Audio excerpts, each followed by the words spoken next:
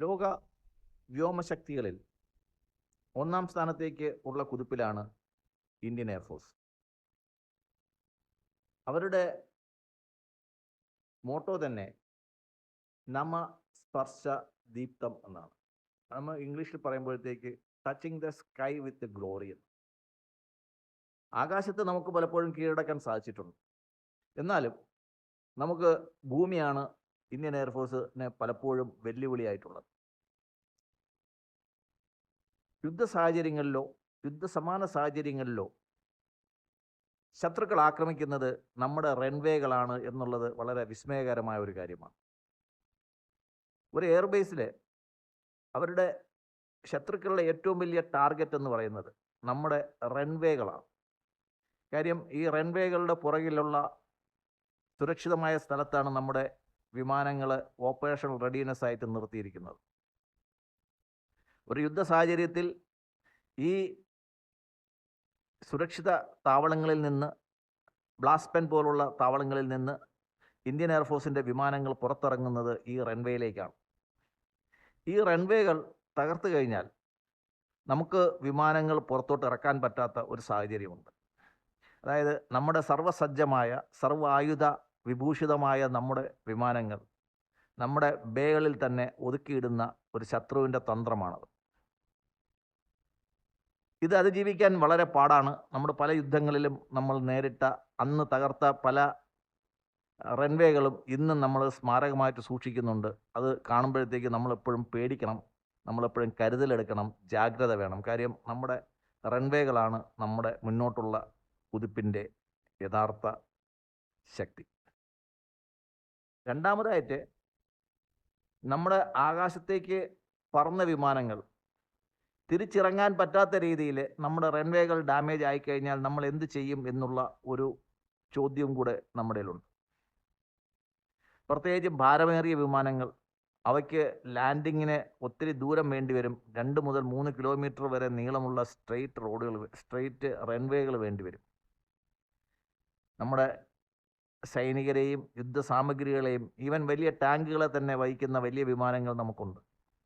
ഈ വിമാനങ്ങൾ ലാൻഡ് ചെയ്യാൻ നേരത്ത് നമുക്ക് റൺവേ കിട്ടാതെ വരെ എന്ന ഒരു സാഹചര്യവും നമ്മൾ പലപ്പോഴും കണ്ടിട്ടുണ്ട്. ഇത്തരം ഒരു സാഹചര്യം മനസ്സിലാക്കിയിട്ടാണ് ഉപരിതല ഗതാഗത വകുപ്പ് മന്ത്രിയായ ശ്രീ നിതിൻ ഗഡ്കരി, അദ്ദേഹം ഈ മന്ത്രാലയത്തിൻ്റെ ചുമതല ഏറ്റ് തുടങ്ങിയത് തൊട്ട് അദ്ദേഹത്തിൻ്റെ കൺമുമ്പിലുള്ള ഒരു പ്രധാനപ്പെട്ട വിഷയമാണ് ഈ റൺവേകൾ. അപ്പോൾ നമ്മൾ പെട്ടെന്ന് വിചാരിക്കും ഈ ഉപരിതല ഗതാഗതവും റൺവേയും എയർഫോഴ്സും ഡിഫൻസുമായിട്ടൊക്കെ എന്താ ബന്ധമെന്ന്. വളരെ വലിയൊരു ബന്ധമുണ്ട്. അദ്ദേഹത്തിൻ്റെ ദീർഘവീക്ഷണത്തിലാണ് നമ്മുടെ വിശാലമായ റോഡുകൾ, അവയ്ക്ക് കുറച്ചുകൂടി കരുത്ത് നൽകി അവയെല്ലാം നമ്മുടെ റൺവേകളാക്കി മാറ്റുന്ന ഒരു വിപ്ലവകരമായിട്ടുള്ള ഒരു തീരുമാനമാണ് നമ്മൾ കണ്ടത്. അതോടെ ഇന്ത്യയുടെ ഏത് ഭാഗത്തും ഒരു വിമാനത്താവളം ഇല്ലെങ്കിൽ പോലും, ഒരു റൺവേ ഇല്ലെങ്കിൽ പോലും നമ്മുടെ വിമാനങ്ങൾ, അത് യുദ്ധവിമാനങ്ങൾ വളരെ സേഫായിട്ട് ലാൻഡ് ചെയ്യാൻ സാധിക്കുന്ന ഒരു രീതിയിലേക്ക് നമ്മളെ റോഡുകൾ മാറ്റിക്കൊണ്ടിരിക്കുകയാണ്. അത് ആദ്യം ഇത്തരം പരീക്ഷണങ്ങൾ നടത്തിയത് വിശാലമായ റോഡുകളുള്ള ജോധ്പൂർ, രാജസ്ഥാൻ, പിന്നെ ഡൽഹി, നോയിഡ, ആ ഏരിയകളിലാണ്. അതിൽ നിന്ന് ഒരു പടി കൂടെ കടന്ന് ഇന്നലെ നടന്ന ഒരു സംഭവം എന്ന് വെച്ച് കഴിഞ്ഞാൽ, ഗോഹട്ടിയിലെ നമ്മുടെ ബംഗ്ലാദേശുമായിട്ട് ഏറ്റവും അടുത്തുള്ള ഒരു എയർബേസാണ് ചബുവ. ചബുവയിൽ നിന്നും C-130J വിമാനത്തിൽ ശ്രീ നരേന്ദ്രമോദി എയർഫീൽഡിൽ പറന്നിറങ്ങി എന്നുള്ളതാണ്. അദ്ദേഹം നാഷണൽ ഹൈവേ 37 ലാൻഡ് ചെയ്തത്. പ്രധാനമന്ത്രിക്ക് ലാൻഡ് ചെയ്യാൻ ഒരു വിമാനത്താവളമോ അല്ലെങ്കിൽ റൺവേയോ കിട്ടാത്തതുകൊണ്ടല്ല അദ്ദേഹം ചെയ്തത്. നമ്മുടെ രാജ്യത്തിലെ പൈലറ്റുമാർക്കും സർവീസിനും കൂടുതൽ ഊർജവും ആത്മവിശ്വാസവും നൽകുന്നതിൻ്റെ ഭാഗമായിട്ടാണ് അദ്ദേഹം ഇങ്ങനെ ഒരു എയർ ഷോ നടത്തിയത്. 100 കോടി രൂപ ചെലവിൽ നിർമ്മിച്ച ഈ സൗകര്യം രാജ്യത്തിൻ്റെ പ്രതിരോധ മേഖലയ്ക്കും ദുരന്ത നിവാരണ പ്രവർത്തനങ്ങൾക്കും വലിയ മുതൽക്കൂട്ടാണ്. യുദ്ധവിമാനങ്ങൾക്കും ട്രാൻസ്പോർട്ട് വിമാനങ്ങൾക്കും ഒരേപോലെ ഉപയോഗിക്കാൻ കഴിയുന്ന ഈ റൺവേ ദിബ്രുഗഡ് വിമാനത്താവളത്തിന് ഒരു ബദലായിട്ട് പ്രവർത്തിക്കാൻ സാധ്യതയുള്ളതാണ്. 40 ടൺ വരെയുള്ള യുദ്ധവിമാനങ്ങളും 74 ടൺ ഭാരമുള്ള വലിയ വിമാനങ്ങളും ഈ റൺവേയിൽ ഇറങ്ങാൻ സാധിക്കും. ഈ റൺവേ എന്ന് തന്നെ പറയും, ഈ റോഡിൽ ഇറങ്ങാൻ സാധിക്കും എന്നുള്ളതാണ്. ഈ ലാൻഡിങ്ങിന് ശേഷം നമ്മുടെ ഏറ്റവും മുൻനിര വിമാനങ്ങളായ തേജസ്, സുഖോയ്, റഫാൽ തുടങ്ങിയ യുദ്ധവിമാനങ്ങൾ അണിനിരന്ന 40 മിനിറ്റ് നീണ്ട വ്യോമാഭ്യാസ പ്രകടനത്തിനും പ്രധാനമന്ത്രി സാക്ഷിയായി. തുടർന്ന് ഗുവാഹട്ടിയിലെയും നോർത്ത് ഗുവാഹട്ടിയെയും ബന്ധിക്കുന്ന ബ്രഹ്മപുത്ര നദിക്ക് കുറുകെയുള്ള നിർണായക പാലവും അദ്ദേഹം ജനങ്ങൾക്കായി സമർപ്പിച്ചു. എന്തായാലും ഇത് നമ്മുടെ എയർഫോഴ്സിൻ്റെ, പ്രത്യേകിച്ചും നോർത്ത് ഈസ്റ്റ് മേഖലയുടെ ചിക്കൻ നെക്ക് എന്നൊക്കെ പറഞ്ഞ് ഇവിടെ തുക്കട ടീം കുറേ ഉണ്ട്. നമ്മുടെ ഈ ആഭ്യന്തരമന്ത്രി പറഞ്ഞ പോലെ രാജ്യത്തെ തുക്കടയാക്കാൻ നടക്കുന്ന കുറേ പേരുണ്ട്.